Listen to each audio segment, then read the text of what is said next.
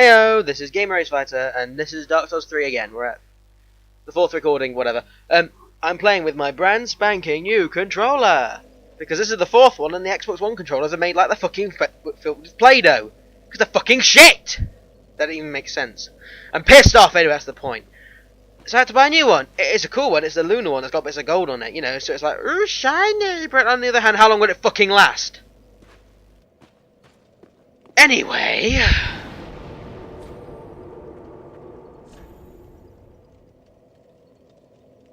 let's do the Undead settlement. God, I'm really pissed off. So in this video, they're not cheap. It comes to 50 quid. 50 fucking quid! They're cheaper to get the regular ones if they break all the time. But if they're gonna break all the time, you might as well buy the interesting ones, because at least they look nice on your fucking wall when they do break. And two, it was like 45 quid for a regular one anyway. So, like I said, I might as well get one that looks pretty when it does break in like 2 weeks, you know. I had that last controller I had literally for about 8 months. Now I know I can send it to Microsoft, but I have to pay for sending it off to Microsoft, not to the shop I bought it from. Fucking Microsoft. And then I have to wait, and then see if they go, oh look, there's a dog hair in it, so it's your fucking fault.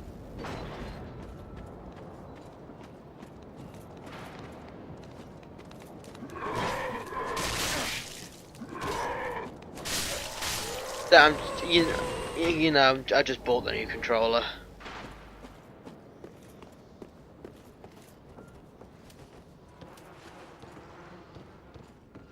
I mean, I kind of had the money spare. Not that I'm saying I should have to pay for it, and I'm absolutely livid. But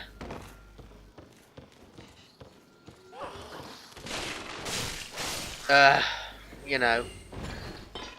So rant over. I mean, if you want to look on my channel, I'm going to show everyone what's wrong with each of my 3 previous controllers.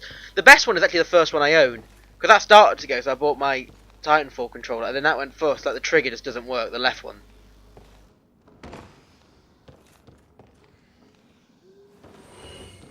Oh, why did I get souls? The trigger didn't work.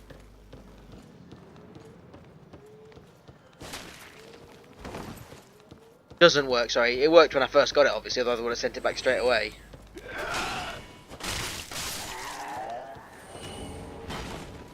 And the one I've just got now, the triggers were getting a bit funny, which I was complaining about, but now the buttons are like jamming and not working properly.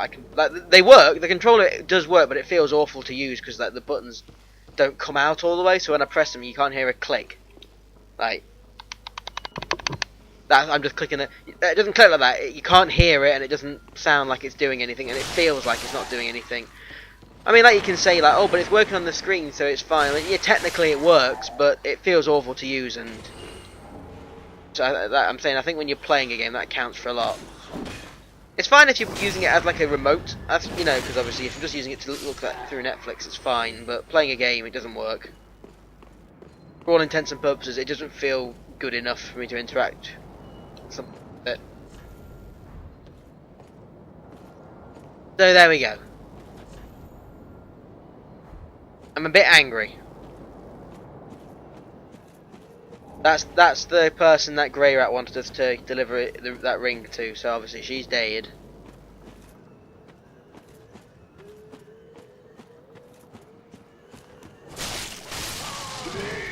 Trick is to get one at a time. See all that mob down there? Yeah, like, the trick is to try and... didn't work.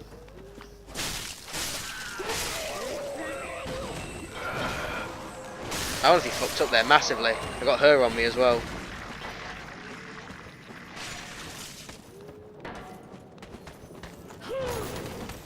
Not that she's awful, but spells and that, you know.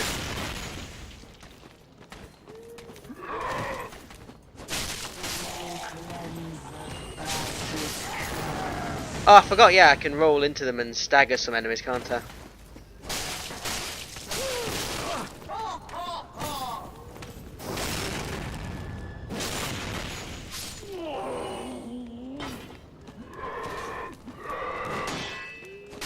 As long as you don't go too overconfident with anything, you're kind of fine in this game regardless. Like you saw me take on a mob there. I'm almost certain that this is the easiest Dark Souls game. Never played Demon Souls, so I can't compare to that one, but Dark Souls 1 is definitely the hardest. Dark Souls 2, I'm just going to say from easiest to hardest, I'm going to say it's 3, 2... Actually, they're probably... No, yeah, 3, 2, Bloodborne, then 1.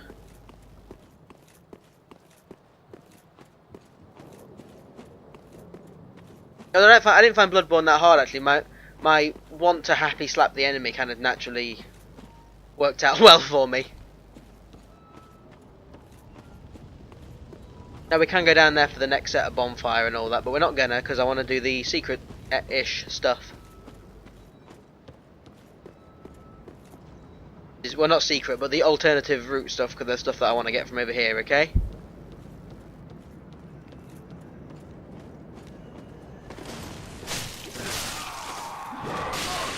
Now, I'm not going to say we'll be getting the boss done in this recording, because I probably won't, but I'll try and get most of the area,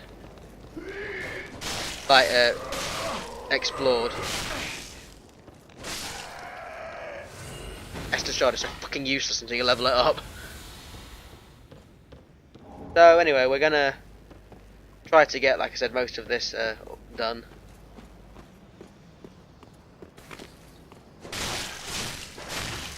Oh my god! Missed with that last one.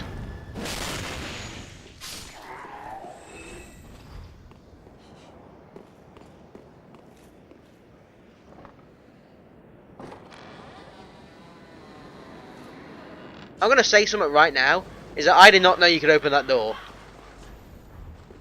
I thought this was I thought this was a dead end.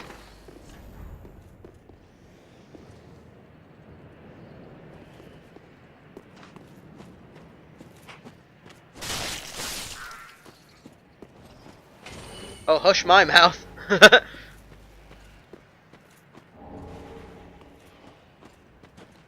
Now, if we go down there and through there's a bonfire there. Oh, bonfire!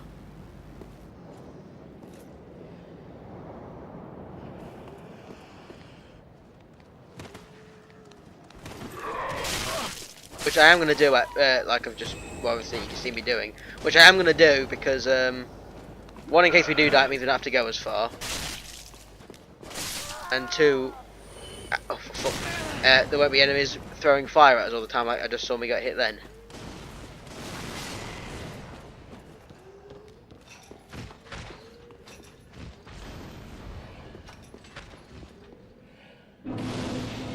Hear the guy jingling in the background with something.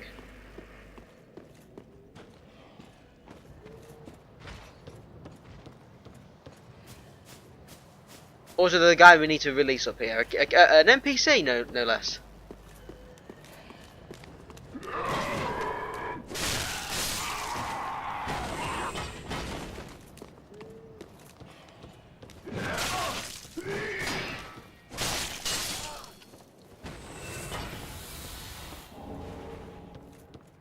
Here he is, Blinky Fizz.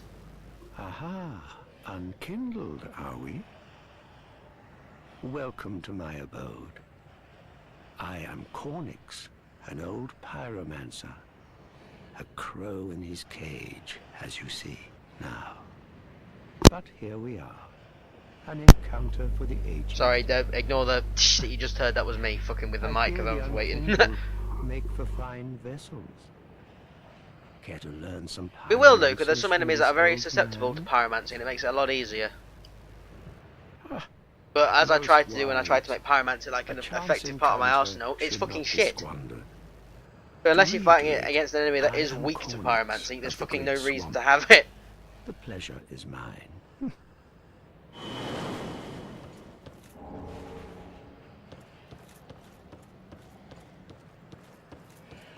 So basically, if you so choose, from him you can buy the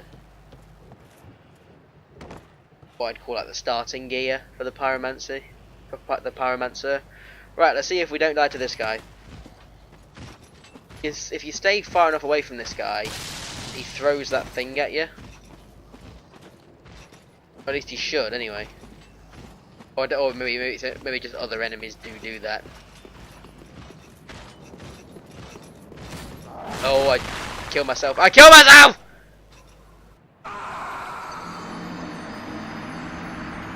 Well, shit. Good job I got to that bonfire first, eh? Yeah! God damn it. I suppose a lot of people are saying what a useless way to lose your ember, but to be honest, I never used ember once throughout my first playthrough, and I don't think I'm going to do it now.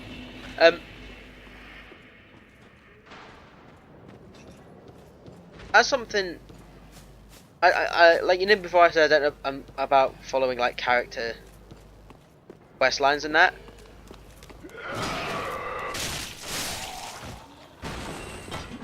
Oh god, that was, yep, that was me. I don't think I still don't think I'm gonna do it, purely because of the fact that oh well, that's alright, that worked out.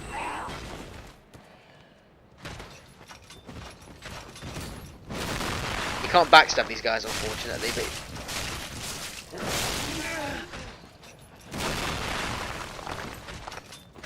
hits them enough, then they do kind of stumble a little bit like that. There we go. They're not hard. It's just when you faff around like a twat, you can kind of fuck yourself a little bit.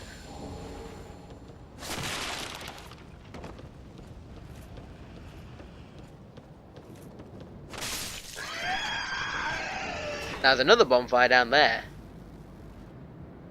Do want to get as well.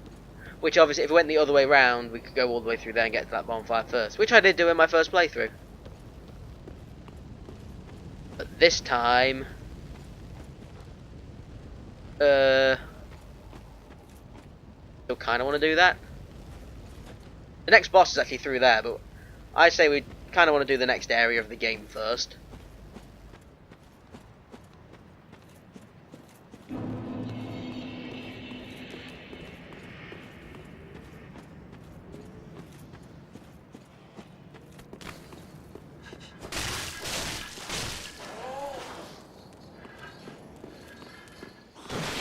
I want to explore the entirety of this area because obviously I know the game in general now because I've played it, but it's not like I've memorized where every item I want is. Because obviously, even like Dark Souls 2, I kind of, well, I don't know if I know anymore, but I knew most items I want and where they were, but I've only played this game once, alright, so I know what I'm doing-ish. There's a difference. There's a clear difference between knowing everything and knowing a lot. Well, I think, like I said before, I was very happy that I found every single boss on my first playthrough. I usually miss a lot. Like in Dark Souls 1, I think I missed pretty much every optional boss fight.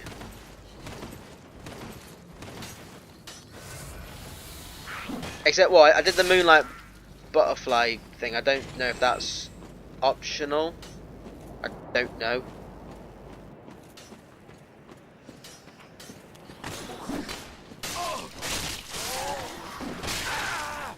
Oh my god, these guys are... This is what I would probably just acknowledge as faffy, these enemies. Because, look, it's just that... This would probably be a lot easier, though, if I had a bow and arrow, which I don't, so obviously it's not.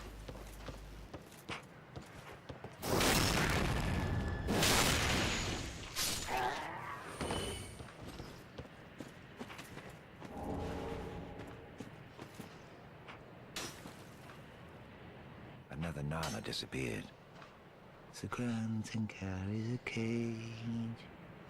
Yeah, I'm not sure what the reason for this is, except I think it might be a hint for something we're going to do in a minute. Coming back. So come into the cage and become Nana's shade. Yeah, I'm not sure why that's there, other than I'll show you what I think it might be. Because I think it's a hint.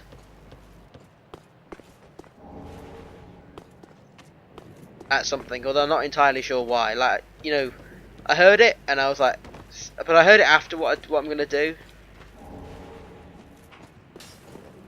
I want to show off as much as I can, because it's a let's play that I'm never gonna do again. Like, I'm not gonna do like multiple playthroughs of this game and, you know, show like lots of different ways to play it. But I got other games I want to play, like Mass Effect 2 that me and Alex are gonna be doing soon. Watch Mass Effect 1 if you want to see how that ends. It's a new game, you know.